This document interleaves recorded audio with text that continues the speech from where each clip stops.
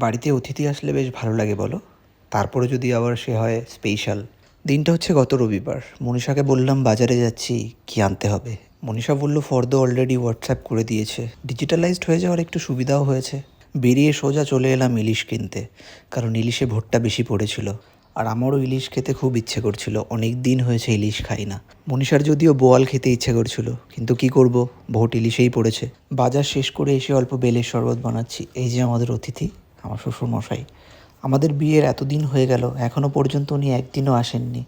তো তাই অনেক জোর করাতে, অনেক রিকোয়েস্ট করাতে উনি এসছেন। মনীষা বলল ওর রান্না হয়ে গেছে, তাই আমি বললাম যে ঠিক আছে, আমি তাহলে বেগুনিটা করে নিচ্ছি। বেগুনি কিন্তু এর আগে আমি কখনো বানাইনি, এই প্রথমবার বানালাম। সেদিন কিন্তু গুয়াহাটিতে অনেক গরম পড়েছিল, তারপরেও মনীষা অনেক কিছুই বানিয়েছে। আমরা যদিও এক দফাতে শেষ করতে পারিনি এত কিছু, আমাদের 2-3 দফা লেগেছে এগুলো শেষ করতে। মেনু তোমরা দেখে ফেলেছো। আমাদের এখন চলছে প্রথম দফার খাওয়া দাওয়া। প্রথম দফার খাওয়া দাওয়া শেষ করে আমরা দ্বিতীয় দফাও শেষ করেছিলাম। ওনাকে আজ থেকে যেতে বলেছিলাম, উনি আজ নয় অন্য কখনো বলে হাঁটা দিলেন। তোমাদের সাথে আবার কথা হবে আগামী কোনো ভিডিওতে। আজ এটুকুই, ভালো থেকো, বাই।